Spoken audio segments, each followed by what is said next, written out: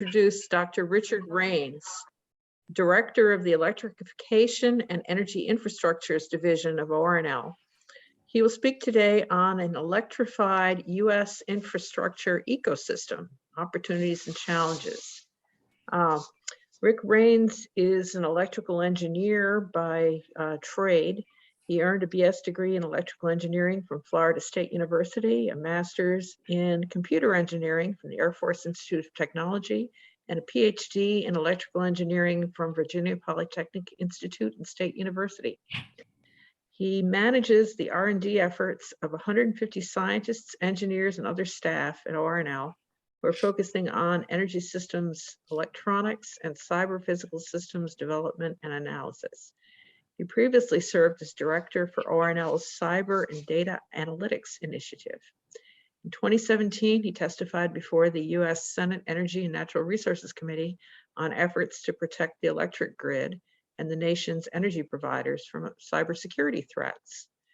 Before joining ORNL in March 2013, he served as the founding director of the Air Force Cyberspace Technical Center of Excellence, as the Department of Defense Force Transformation Chair, and also as Professor of Electrical Engineering at the Air Force Institute of Technology at Wright-Patterson Air Force Base in Ohio. He's a Professor Emeritus at the Air Force Institute of Technology and holds a joint faculty appointment at the University of Tennessee in Knoxville. He's had a number of other distinguished positions, and he came to our attention after he was a speaker at the recent visit of Secretary of Energy Granholm to Oak Ridge National Laboratory. And many of us were interested to hear about the work that's going on the electric grid at ORNL and other places. So we're pleased to have Dr. Rick Rains here today to tell us about those things. I'll hand it over to you, Dr. Rains. Ellen, John, thank you so much for the invitation and the opportunity to speak in front of all of you. Today, I hope to be able to share some insights with you in terms of just some of the issues that are associated with electrification. You hear a lot about that. Things that we have been doing over the last few years, and some of the challenges and ways ahead that we have to support not only DOE, but our national and international partners and capabilities that are needed. So let me see if I can do the sharing of the screen. It's always a challenge to make sure it comes up like it should, but let me work on that. And let's see here.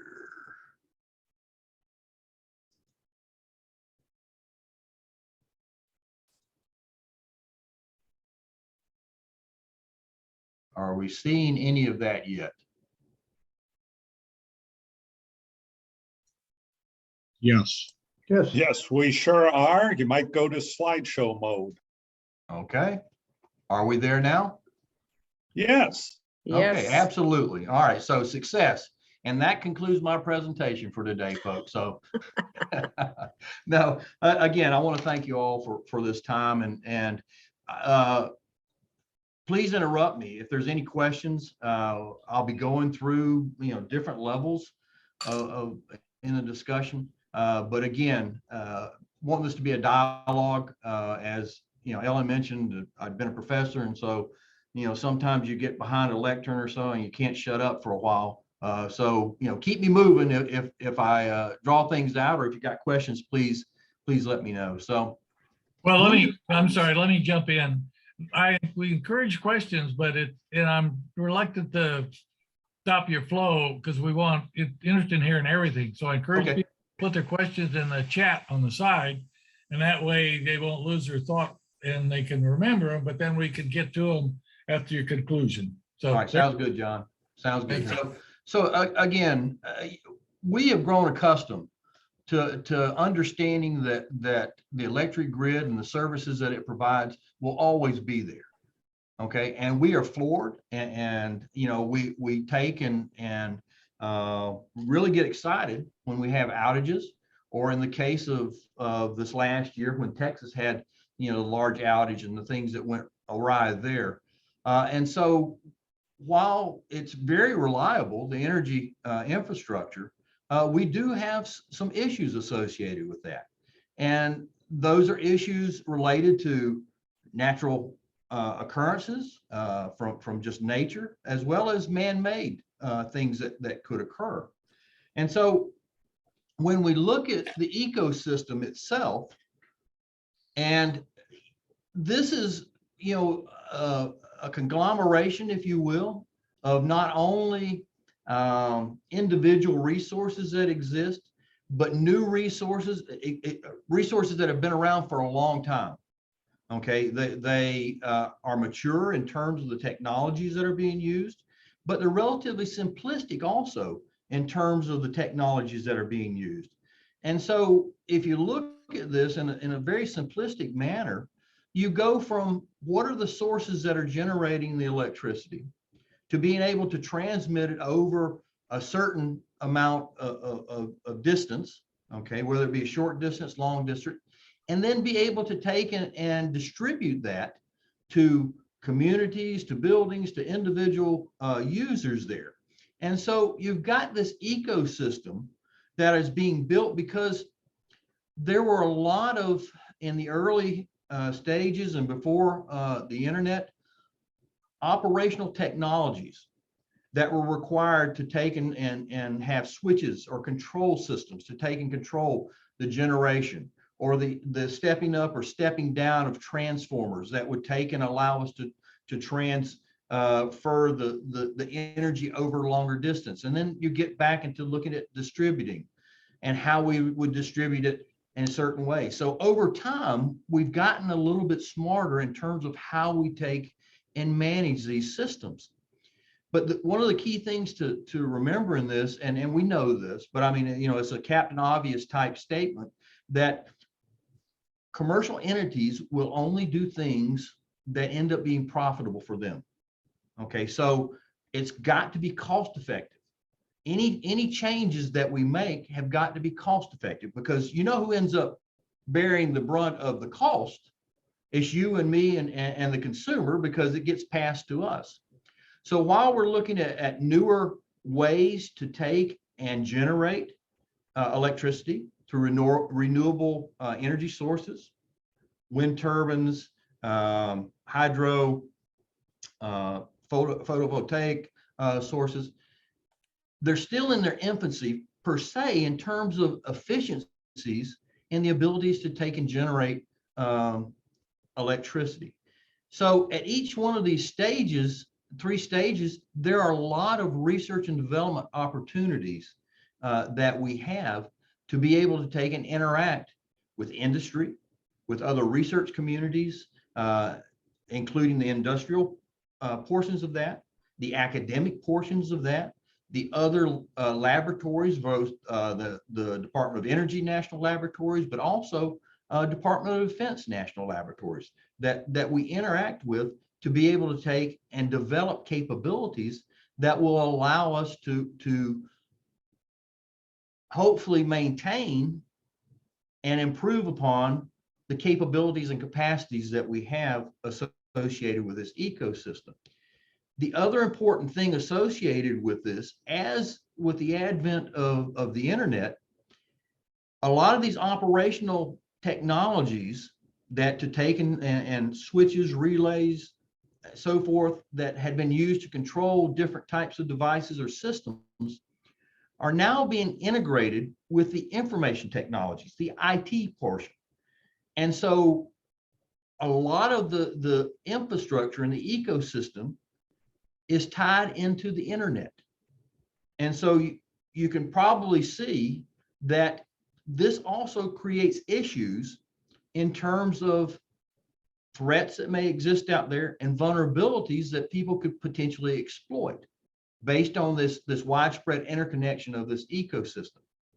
So this was really just to give you, a very top level understanding of what my division is working with. We don't necessarily look at the generation piece, but we do a lot of it within the transmission and distribution, the control, okay, and looking at how we can integrate new technologies, whether it be incrementally or potentially revolutionary type advances that can be added to the grid. And so when we think about what's happening, in our U.S. power system, there's a lot of things that are going on. And as I mentioned before, first and foremost, our infrastructure is relatively old. I mean, it's been around for a while. It works extremely well, but it is aging. So there are risks associated with failures associated with that aging technology. The supply chains to take and replace something, large transformers, 12 to 18 months with sometimes foreign sources to take and replace a large transformer that may blow in a substation. But you've also got the changing demands. We've got more electronics, more smart devices that we have, whether it be within our residential area or buildings or communities that we're wanting to take and control, and infusing the renewables into this. So we've got the changing demand as well as the generation mix and controlling that as well. And so there's a lot of opportunities, a lot of trending in terms of how do we take and infuse machine learning, artificial intelligence to help us develop new control mechanisms or ways of thinking about how will we control, these different interconnected devices that we would have. Because besides that infrastructure itself, when you start thinking about what else is it that we're going to potentially connect, well, there's a lot of work going on in electric vehicles. There's a lot of work going on in smart buildings, interconnected to the network, the Internet of Things, which is really looking at billions of devices that are at some shape or form connecting and being connected to internets, to infrastructures that creates a very complex system that will require us to do different types of responses and proactive measures to provide the resources and the services that we're all demanding each and every day. So I wanted to give you just a little bit of insight in terms of some of the things that we're seeing and our folks are looking at working on. So transitioning that down from a bigger level to here's my division. And as Ellen pointed out, roughly about 150 scientists and engineers, predominantly engineers that we have. And so, every organization has a vision and a mission statement. We want to be the best. We want to be the best we can at what we do. I've got a lot of very talented folks that I work with.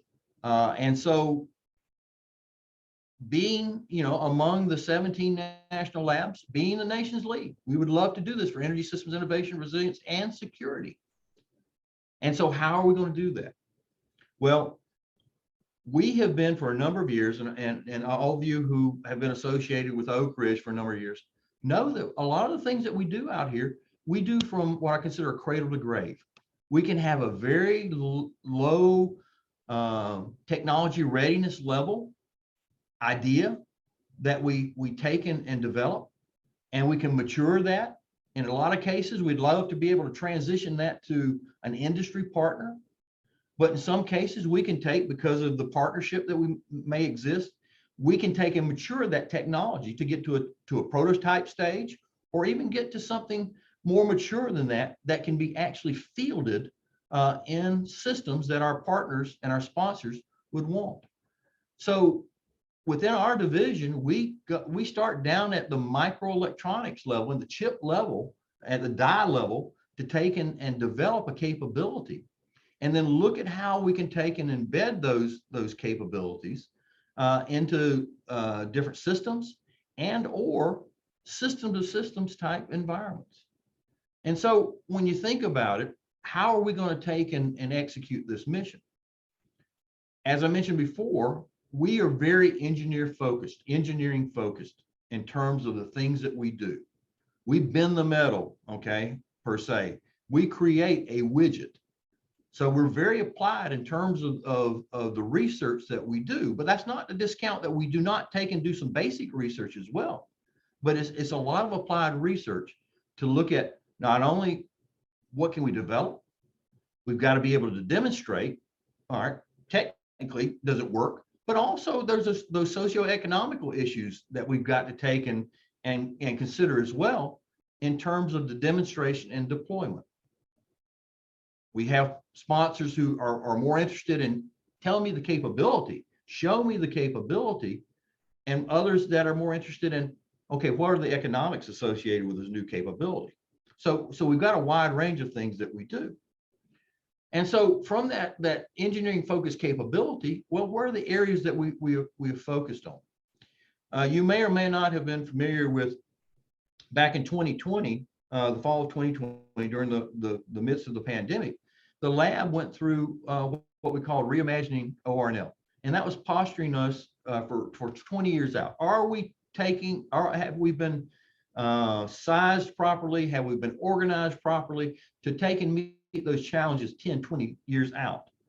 And so we rethought about the things that we did within my division, and we're focused more into these energy areas. We did a lot of national security work in my division prior to 2020. We're still doing some of that, but we've organized into other areas to be able to take and allow different capabilities at the lab to focus on that. But our major areas that we're looking at within the division are batteries and energy storage devices. All right, shouldn't be something that's foreign to any of you, as we're using energy storage technologies every day, whether it be in our cell phones or potentially in our cars. But looking at better ways to do any of this stuff in terms of whether it's designing a new sensor or designing a new sensing algorithm that can help us determine if there's a fault someplace within our system, but also developing new power electronics and microelectronics, low voltage type applications, as well as very high voltage applications. So we're running the spectrum in this. A friend of mine in the Department of Defense, he's visited down here with us a number of times. We are very fortunate here at Oak Ridge that we have a lot of data. We do a lot of things in terms of actual systems that we're able to pull a lot of data off of. And so the data analytics capabilities, the decision science capabilities that we have within our division and across the lab help us understand some of these new systems that are being developed, while also taking and understanding existing systems and limitations associated with those. So, you know, we're looking at executing this mission from a standpoint of look at how do we integrate, you know, systems within the grid, you know, from residential transmission, advanced controls, electrification, as I mentioned before, in terms of energy storage, electric vehicle charging, the modeling. You know, there's a lot of modeling and analysis that goes on for large scale type systems, whether it be alternating current or direct current type systems. And then also understanding and how do we protect, you know, operations in our systems. Well, it's going to require very good sensors, as well as very good sensing capabilities, protection devices, as well as understanding, you know, cybersecurity and how we build things in, or we bake it in from the beginning, so that we can take and mitigate or preclude, you know, some of the possible nefarious actors that may be looking to exploit our systems. So we're trying to take a holistic approach from a division standpoint in doing some of this work. And so just to further elaborate a little bit on our priorities and challenges, the bottom line is we need to be able to make sure that the things that we create, the things that we demonstrate, the things that we try to deploy are efficient. They're also resilient, okay? Meaning that if for some reason there's something, whether it's a natural or a man-made occurrence to occur, how do they take and come back up and withstand that particular event? While also, you know, how do we make them secure? So trying to build in a lot of these things and the things that we're doing. And I'll elaborate on 3 examples in just a few minutes. But some of the things that we're doing, and you're probably aware, when we start talking about battery and energy storage technologies, we are critically dependent upon foreign sources for some of the critical materials and metals that exist in some of our energy storage devices and systems. So we've got to look at better ways of reducing that dependency, and while at the same time, making advances in a particular area.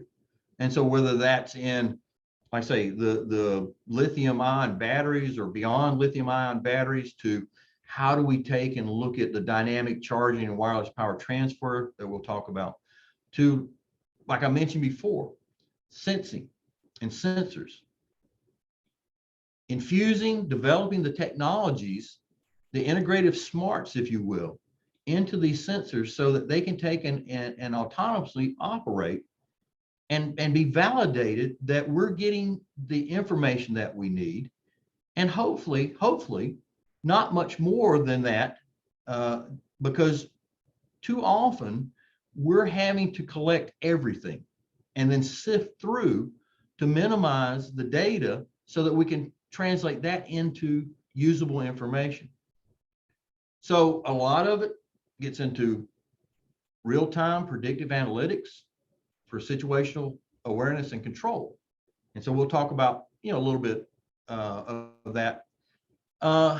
We were very fortunate back in November to have the Secretary Granholm, come through. And we were very fortunate to have her in our Grid Research Integration and Deployment Center, our Grid C. So I wanted to take a couple minutes just to describe to you what we're doing in that facility. We have developed, and this, during the pandemic, and I'll show you a couple of pictures associated with that, but a lot of tremendous work in transforming this building from an empty shell into 11 plus laboratory spaces that are looking at focusing on the mission that we have articulated, or I articulated before. But I've sort of listed here on the left, and let me make sure I'll get the laser pointer working. So, besides the 52,000 square foot of space, these different areas that I've listed out here that we are doing, okay, to look at how can we support from the R&D test and evaluation space, this ecosystem that I described early up front. And so when you look at this, and again, this is something that I'm very proud of our folks. If you recall, in March of 2020, the pandemic was raging, its ugly head, the beginnings of it. And we went into a working from home environment, okay? Where almost 100%, except for the mission critical people, were working from home. In March of 2020, these spaces on the left were pretty much empty spaces. And our folks over the pandemic, working very safely, following all the protocols for health safety, working through delays associated with procuring equipment, developed these labs into an operational set of laboratories in this 52,000 square foot building.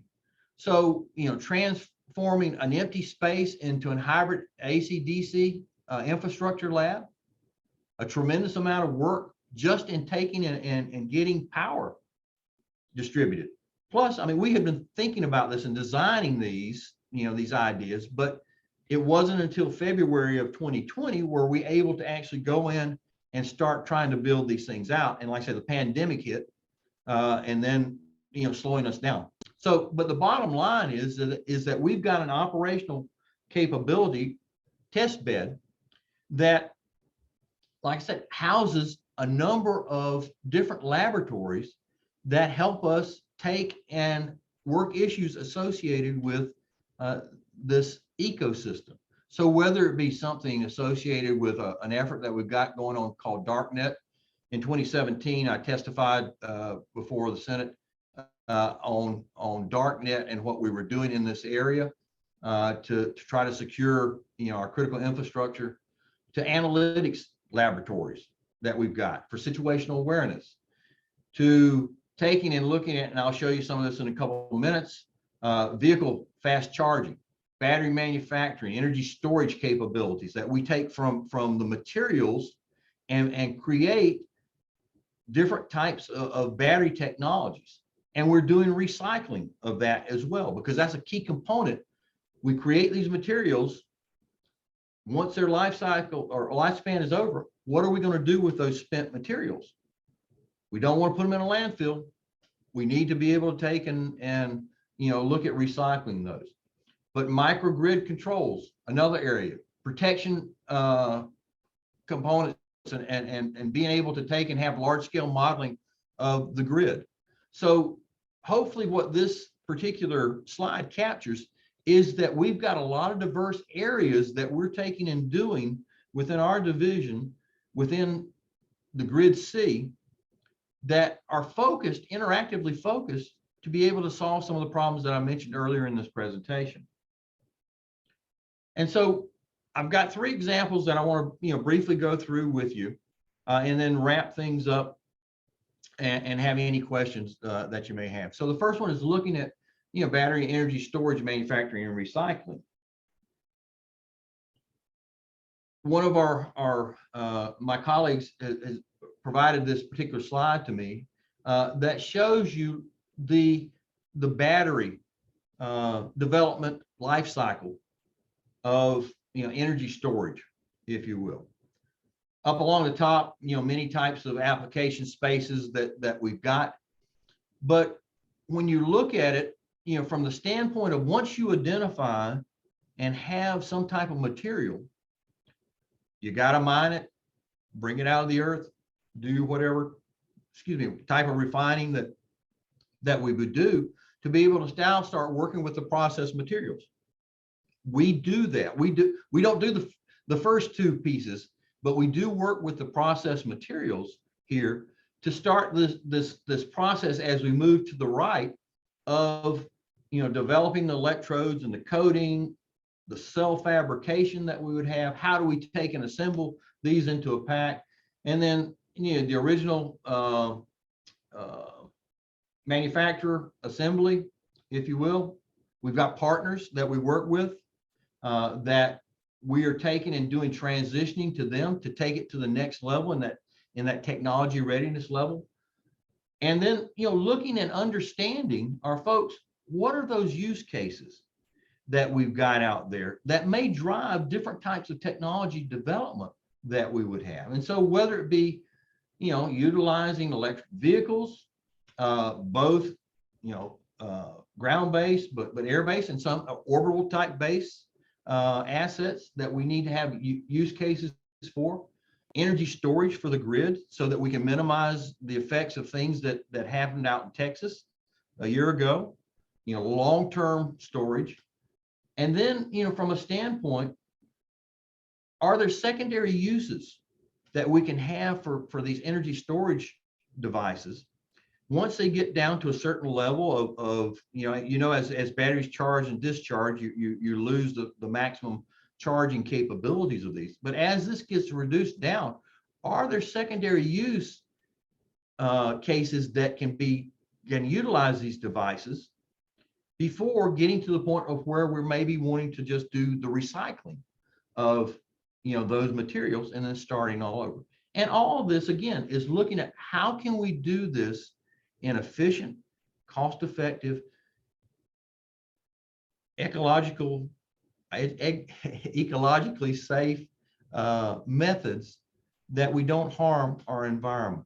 So a lot of those challenges. And so this next slide really talks about, well, here are some of the things that we're working on and barriers that we've got to overcome. Energy density associated with these storage devices. We are always trying to get greater and greater watt hours per kilogram associated with those. And so presently greater than 300 is our goal that we're trying.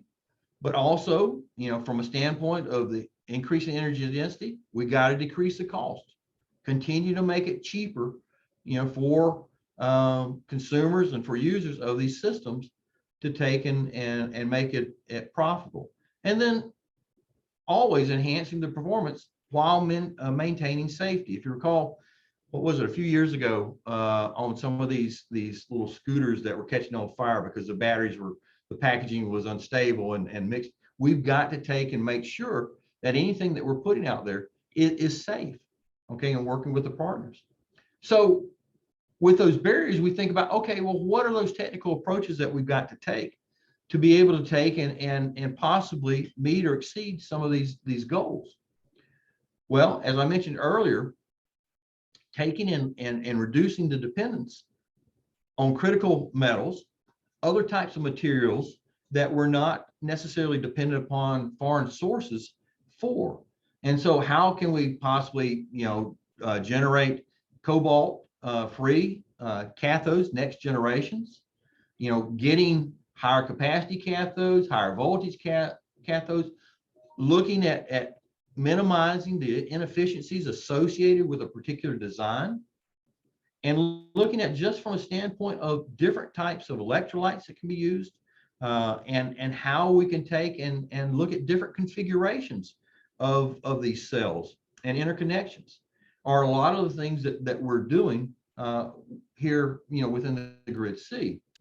And so some of the things that we did this past year, we're trying, as I mentioned, we had a cobalt design that was a cobalt free cathode. So, we were able to prove that there is efficiencies associated with these non-critical or rare earth metals that are being used for energy storage, reducing the charging time. This is going to be a big issue associated with electric vehicles.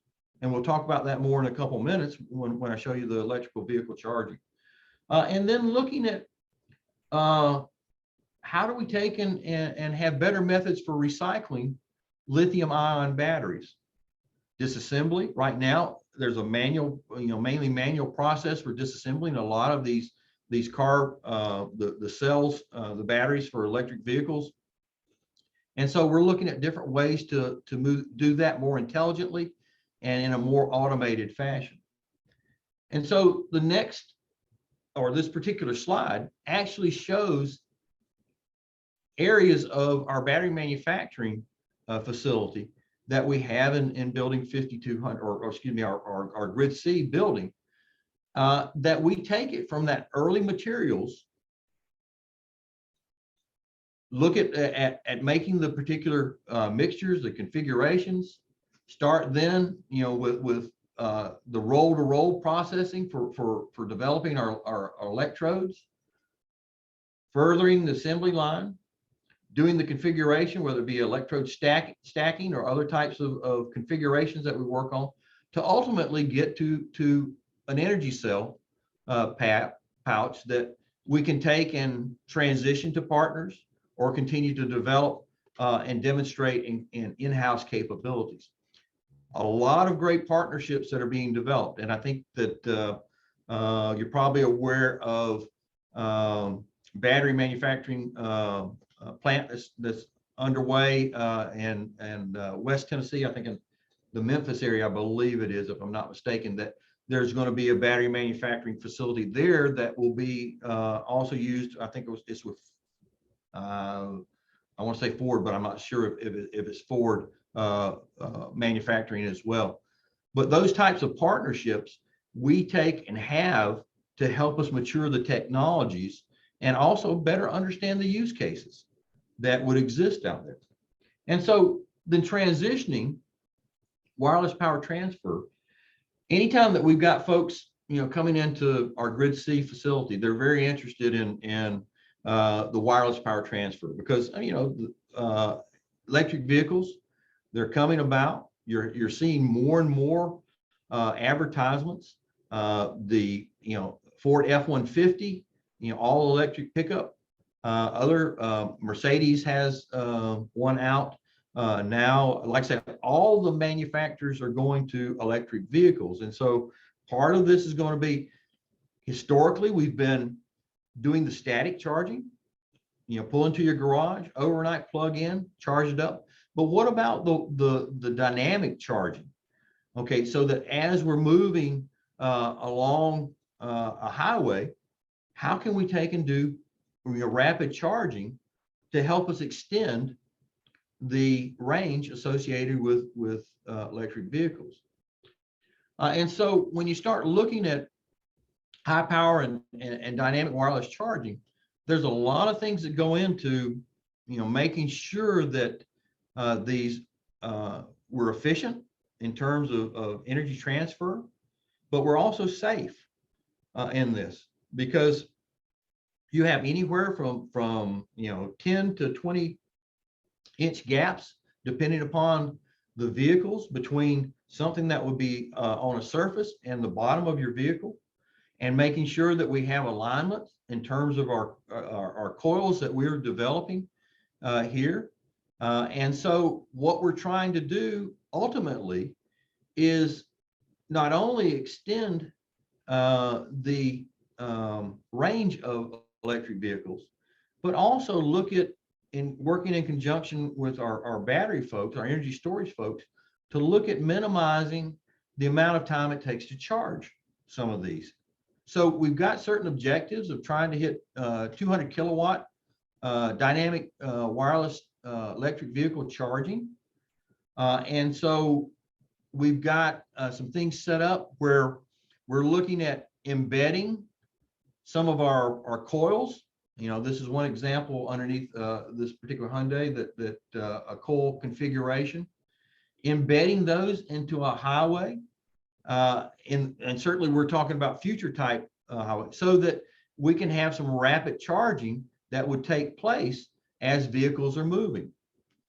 And so when you look at where we stand today, out of that target 200 kilowatts, right now, from a standpoint of our laboratory developments, we're being able to show 186 kilowatts wireless power transfer with a greater than 90% efficiency in terms of the transfer of energy.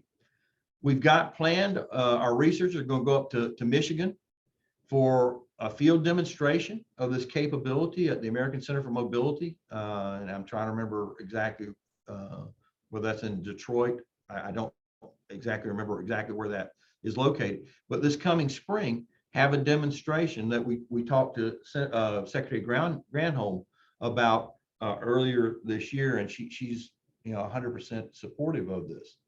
And so part of what we've developed in this laboratory environment is looking at how do we take and test the hardware. I mean, you got to take baby steps before you can get out full scale. And so one of the areas we've got and we developed was a dynamic rail, where we can take and have a transmitter coil, a configuration. Again, we're designing these different types of coils for greater transfer capabilities and certainly alignment capabilities that we have. And then having on the rail this receiving coil to be able to move up and down, okay, and be able to see what types of alignment that we're having in all three axes, and then look at different speeds. Right now we're looking at up to 20-mile-an-hour type speeds, and what types of transfer capabilities and charging capabilities can we get from that. But I can see in the future we're going to continue to develop that. We're going to continue to mature that and go beyond to the next level. And so from our laboratory developments and demonstrations, like I said, moving towards a real world validation at ACM later on in this year. So that sort of takes us to the third and final area that I just want to give you a little bit of insights into. And it's related to microgrids, grids that are distributed in nature, They will take and serve maybe a community, 50 to 100 type residents or a set of buildings, and provide better control, better load balancing. And so we're working with the Electric Power Board of Chattanooga, which is a very innovative, one of the most innovative utility companies that I've come in contact with, to take and develop this microgrid technology. And so, as I said early on, first couple of slides, looking at the clean energy capabilities that we need, to take and foster low carbon future, but having networked microgrids that will allow us to do, the cooperation, the efficient transfer of energy and load balancing that residents, communities will actually need. And so when you look at, part of this process, and any, as researchers, former researchers, you got to understand what the technology gaps, what are the problems that you're trying to solve out there. And so we go through looking at, well, what are some of the gaps associated with that? And this is in terms of how we distribute energy and how we can control and help utilities control that. And so there's a lot of areas, from not only the controls themselves, but the communications, the data and the analytics associated with that, and all these be interconnected in terms of how we're taking and operating in different environments, environmental environments, customer changes as well. But looking at blending all this together and taking and using our in-house test beds to be able to take and build prototypes, and then transition those prototypes to the Electric Power Board of Chattanooga to take and demonstrate in a real life operational utility. And so this cartoon is really just a pictorial representation of what we've got. We have developed in-house, using machine learning techniques, innovative network controllers that can take and do a lot of sensing of the environment and take and control loading throughout the system, and intelligent and interrupters, if you will, or switches that will help us, switch on and off between different microgrids. A microgrid may be in a rural area, or it could be in a suburban area that we've got. And then, you're going to be interacting with sources that are generating the resources. You'll also have loads that are associated with that. And so, again, looking at connecting, and we've got real-time connections with the Electric Power Board of Chattanooga, that we're able to get data, sensing data that we real-time actual data that we can also use to help us, develop our networked microgrids as well. And so some of the areas, again, that we're actively working in this ecosystem, is looking at how do we control those microgrids. Things start changing. How do we do that securely in the communications? Building in that cybersecurity, protective relays, and other types of sensing devices that we can take, using machine learning and digital twins to help us learn the environments, to take and dynamically change our controls and our capabilities based on, again, how the environments are changing. And what we're finding is that we are having a large amount of data sets that are being generated. And so learning from those data sets, putting those back in, working with our Electric Power Board of Chattanooga to take and ultimately field, some of these capabilities. So very quickly, those were three of the areas of things that we're working on. My last slide is really just a, somewhat of a summary of some significant things that we've accomplished this past year. And like I told you before, I was very proud of our folks in terms of in the midst of a pandemic, bringing the Grid C to operational capability. Our leadership likes to did coin the phrase electrification under one roof. I hope I've sort of demonstrated to you with this presentation that we are doing a lot of that. Are we end all be all? No. Are we making a difference? Yes. Are we developing capabilities that are being fielded? Absolutely. Are we working with our other national lab partners like the National Renewable Energy Lab in Colorado? Absolutely, we're working with them. We're not doing things in a vacuum. As I mentioned with battery technologies, reducing our dependency on rare earth materials, licensing a battery cycling technology for lithium-ion batteries with industry partners. And then also from a predictive analysis standpoint, an AI platform for advanced manufacturing. How can we take and understand as we're doing additive or other types of advanced manufacturing, microscopic, submicroscopic flaws and anomalies in these, can we take and have analytics that can tell us early on if something is going wrong? And so this Peregrine software platform was the most licensed software platform, analytics platform in ORNL history. We actually had it licensed 6 times to different companies this past year.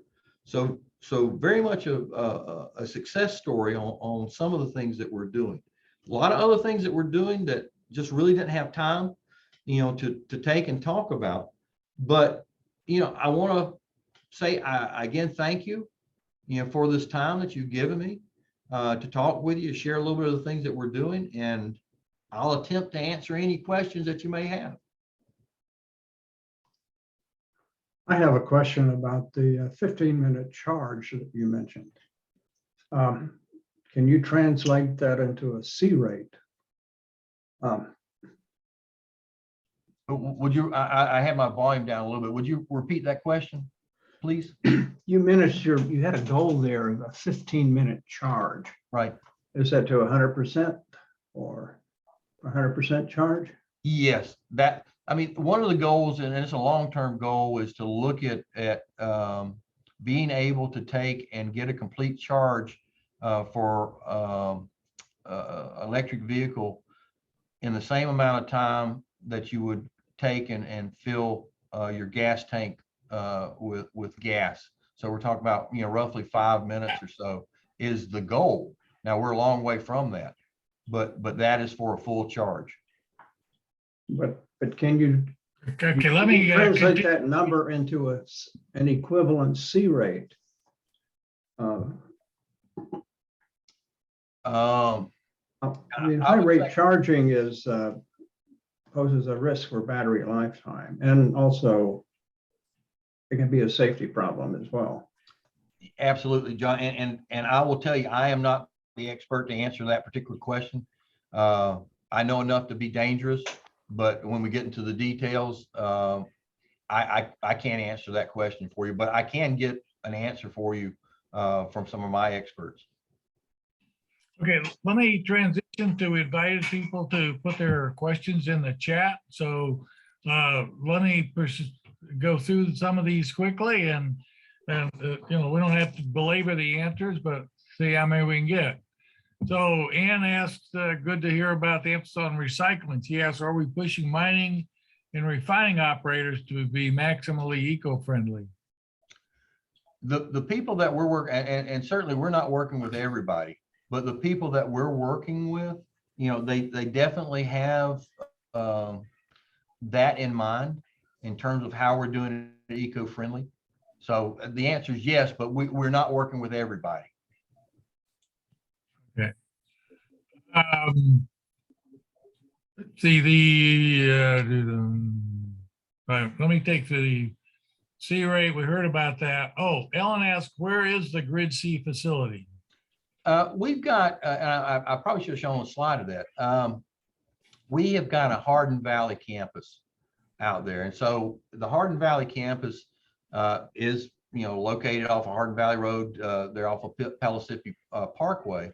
But we've got 3 buildings out there: the National Transportation and Research Center, we've got the Grid C, and then we also have the manufacturing demonstration facility there. over 300,000 square foot of R&D space there in the Hardin Valley campus. Okay, great. Ann asked, is there any research on integrating solar and wind as part of the vehicles? I presume this is not directly, but you know, solar and wind into the grid, into the batteries in the vehicles, as opposed to having windmills on the tops of cars and stuff like that. Yeah, well, we've got going on, not within my division, but at the lab, there's a lot of PV type work that's going on. I'm not, there's a little bit of wind. I'm not necessarily familiar with some of the wind work that's ongoing. What we're trying to do now is have, you know, adaptive electronics that would be able to take and work independent of the particular source that we would have, but understanding that those renewable sources have to be integrated into the systems. But I don't have the details in terms of what people may be doing, you know, to improve the efficiency of some of those. Okay, so this one actually is from me. I said, I would naively think that mobile charges them better in the road would take massive amounts of copper, which is already a quite valuable commodity. Has the amount of copper needed been reviewed, or other metals proposed for this application? Yeah, our folks are looking at different types of metals, and as you know, most of you are probably aware, I mean, there's cost and just conductive differences associated with you know, some of these metals. Predominantly, the coils that we have been configuring have been copper in nature, but there are also other materials that are being looked at in that. But I agree with, and our folks understand that, yeah, copper is an issue. Okay. Ellen asked, which is more promising to ensure the resilience of local grids, local distributed generation such as rooftop solar, or widespread deployment of advanced storage technology? Or do we need both, as she assumes? I would say, and I would agree with that, we need both. I think because right now the long-term storage, you know, we've got certain goals to try to hit 30-day, you know, long-term storage for you know, a certain size area that we would need to cover, but we're not there yet. So until we do get to those types of long-term storage, there's got to be this integration of different types of capabilities to ensure that we would have the resilience that we need. Great. Okay. So Thaddeus asked, is your team working to provide guidance to utility companies, codes and standards, and modular solutions for easily installable smart controllers, part of microgrid effort? Currently, we have major gaps in home inspectors, electrician expertise, and even utility standards. It seems like O&L is well positioned to help solve. We do have people that are working in different standards. I mean, whether it be, you know, in the building technologies or appliances, I mean, they're working standards for those folks. We do have people that are working, you know, with the utilities locally and, you know, with TVA, Duke Energy, EPB, Southern Company, you know, to mention a few of those that we do have work that's ongoing. And we try to get involved with the standards process as much as we can as well. Okay, again, it's from me. It says, with more electric cars being used, there are likely times when the energy in the battery in the cars could be fed into the grid, such as if you've got solar panels on your roof or something. What the current significant issues that either being looked at or exist in this area? Well, I think, John, it's always, well, we've known that since we're able to install solar panels around our houses, and the guidance is that, you know, if a surplus of energy is being produced, that utilities have to, you know, bring it back into the system. As you end up getting more of these, there's going to be increased controls, you know, that are associated with that. And so, again, those dynamic controls will need to be improved to be able to take and absorb this. How far out is it going to be? I don't know. I really don't know until something like that will be more widespread, if that's addressing your question. Yeah, it's fine.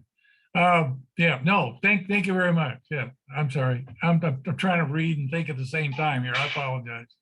Hey, so Robert Kennedy asked, are you working with Catherine Schumann at the Supercomputing Center? She's doing interesting work on neuromorphic computing applied to problems not tractable with traditional AI and neural net approaches. Wait a minute, he says neuromorphic. Neuromorphic computing. Yeah, Katie, if I'm not mistaken, I thought Katie transitioned over to University of Tennessee, Knoxville as a professor, but we have been working with her in neuromorphic computing and some of the capabilities for not only our building, but also autonomous vehicles that another division is working more on autonomous vehicles, but they were looking at neuromorphic computing to help with that. Right. Okay. Bill Clover asks, is there any comments on the use of ultra capacitors as energy sources, and particularly in electric vehicles? I'm not familiar with the ongoing work. There may be some ongoing work. I'm just not familiar with that. Okay. And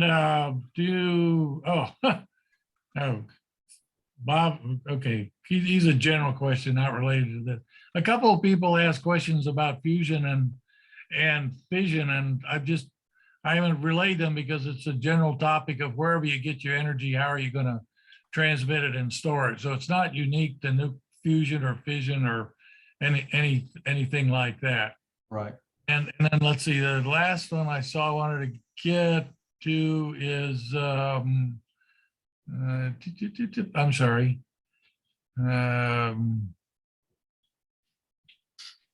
Well, John, back to Bob's question, is there a energy system being built across from Bull Run? Is that what he's go ahead. I mean, it's not particularly relevant to this, but it's a question of interest. So maybe you happen to know. Well, I know, there are other directors that we've got here that work more closely with Bull Run than my division. But I know there's been some discussion, about possible opportunities, but I don't have any details that I could share or at least that I know about. It's a huge operation. Yeah, I can provide some insight. I don't necessarily know, but TVA told the city government that what they're doing there is basically some sort of a major new switching station that will replace the function of Bull Run, which currently they perceive as a major switching station in the regional TVA grid. So in order to close Bull Run, they want to replace Bull Run as a component of their grid control or grid support. And they say it will improve things over what we have right now. So I don't know the particulars, but that's the official story that they gave. Yeah. Okay. Now that you mentioned, I know what you're talking about. I drove by and said, "What on earth is that?" It's a huge power connection and distribution center or something like that. Yeah. So taking the control function for Bull Run makes sense in the plan of being the closed Bull Run. Okay, let's see. Dave Fields asked, thanks for providing a great overview. He says Chattanooga. I'm not sure what that means, but appears to be doing something's right. Their electric utility functional capabilities exceed those we have in Oak Ridge. Similar, the internet connectivity appears to be more advanced. He asked, is his perspective correct? And if so, how can we here in Oak Ridge do better? I guess he's talking about the town of Chattanooga and its distribution system. Yeah, he's correct, I think, in his assessment from what I've seen. And so some of Chattanooga's investments go back to the stimulus around the 2008-9 timeframe, where a lot of money was available, the federal government made available. And at that time, the city of Chattanooga and the Electric Power Board of Chattanooga decided to take and lay a tremendous amount of fiber back during that time. And so they actually I want to say it's 100 gigabit Ethernet, I believe, that they run telecommunications as well as utilities, power utilities down there. So there has been a lot of innovation that has gone on down there, and that's one of the reasons why we're working with them so closely, because they seem to be very forward leaning, and I'm not disparaging against any of the other utilities, but very forward leaning in terms of their willingness to adopt some of the newer capabilities that exist out there. Okay, let me, thank you. That was excellent. Let me, my last one is Doug Closer asked in general, with all of the proposed electric vehicles transition, there's going to be a huge increase in electricity demand. So, recognizing there's some solar panels and wind and stuff, but how's the modeling coming with respect to where all this is electricity going to come from to feed all these electric vehicles? There, I'm trying to remember who actually, which national lab actually puts out periodically. They put out, here are the number of quads that of energy that's produced and consumed in the United States, and we're not exceeding the consumption right now. NREL. Is it? I thought it was. I always get Livermore, and I think it's Livermore. But there's a chart that they put out in terms of all the different application areas, and I think it's like 96 quads, maybe quadrillion watts that are produced. BTU. BTU, yes. Thank you. And I'm wanting to say that the consumption is at 80 something, but I'm not recollecting. But to your point, John, or your question, or Robert, I don't think that we're going to exceed the production capability, even if we go all electric right now, at least for the near future. Okay, that's sort of a surprising answer, considering how much of our energy use is in transportation, but you know more than we do. I guess really to ask the related question is like, okay, there's of energy and there's distribution. So can you think the distribution system can handle all of the needed energy distribution for all these proposed electric cars? Well, that's part of the problem too. I mean, if you look at the ideal case of in the future, things that I was talking about with dynamic wireless charging and stations across the country and embedded into urban areas for charging, there's a lot yet to go. But when you look at battery technologies and efficiencies and energy densities, they have been increasing tremendously in the last decade or so. So while energy consumption is going down, I wish I could recall the one article that I was reading. We actually had a lot of it was due to pandemic, but the energy consumption in the U.S. went down in 2020 for the first time in a while. So there's going to continue to be efficiencies, but there also continue to be increased demands. And so there'll be that balancing act, as well as the adoption of newer technologies that are going to be the trade-offs that will have to be made. I would suspect that in the near term, if people take the early model of charging their cars overnight there's excess capacity.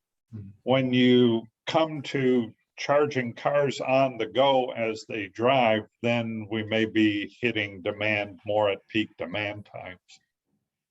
And that may be also where you're talking, some of the application spaces that you're talking about are in the heavy duty vehicles and trying to get more of that integrated. But there's, I don't know, 150 million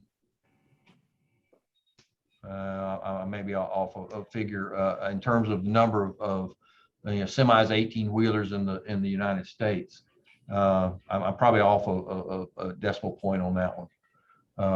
But again, there's a tremendous opportunity for heavy duty vehicles and how we could take and possibly mature that. Okay, I guess I'll ask, I think we got through them, and I'll ask, well, first of all, I want to thank you for joining us. I think you provided a very informative and useful talk. But let me ask a quick last question, is that my perception is that the advent of LED lighting has had a significant impact on decreased use of electricity, because all your lighting has gone down, now uses like 10% of the energy before, and I presume lighting had been a particular significant use. Do you have any feel what the impact of LED lighting has been on the decreased need for electricity, since that was one of the things you pointed out? I don't, John. I mean, I don't have a specific number for you, but if you look at even the vehicles now they're being manufactured, there's no longer the incandescent headlights that we've got. They're all LED. So significant reductions that we've got across the board on these things. The lighting in arenas, sporting arenas, going to that. I mean, you've got a lot of street lights. Street lights, yeah. So I mean, again, I don't have data on readily available on what that change has been, but as long as the reliability of the LEDs are continued to improve, I think we'll reap some of those benefits. Yeah. Okay, I guess I've got a question. Okay, sorry. I'm wondering what is the size of your division's programs in terms of money and also people, and also how do you expect it to grow in the future? Okay, great question, Irvin. And our new budget authority, I've been division director for almost 5 years over here, and our budget authority has been continuing to grow. This past year, we were $86 million in our division's budget authority. We are fluctuating, and like I said, we had a reorganization in 2020, fall of 2020, where I went from 170 people to about 150 people, just because we wanted to take and put people more aligned in that. So we are growing. Our biggest challenge is industry. Is wanting our people as well. And, there, in some cases, people are thinking that, it's more lucrative working in industry, but we've got a lot of really talented folks. I think the future is very bright for our division and certainly for Oak Ridge in general, because there's just a lot of innovation that's ongoing that will continue to improve the things that we do, within the nation and in the energy sector. So I think we're going to continue to grow. I would like to add, 30 staff members this year. That's one of my goals. I'm not sure I'll be able to accommodate it, but that's one of my goals for this year. Thank you. Okay, we're like about 10 after, so I'm sure Richard has other things he's also pushing a quarter after. Has other things he's got to get busy and be sure the grid is straightened out for us. So I guess with that, on behalf of Friends of Ornell, I want to thank you for giving an excellent talk, and we all give you a great hand and hope you have a wonderful day. All right. Thank you very much. I certainly appreciate the invitation and time being able to spend with you. And with that, I'm going to close up the meeting and hope everybody else has a happy new year. And I just observed that we got up to, we got up to 63 63 attached computers, however many attendees that may be. So that's a pretty good number. So thank you. Thank you. Bye.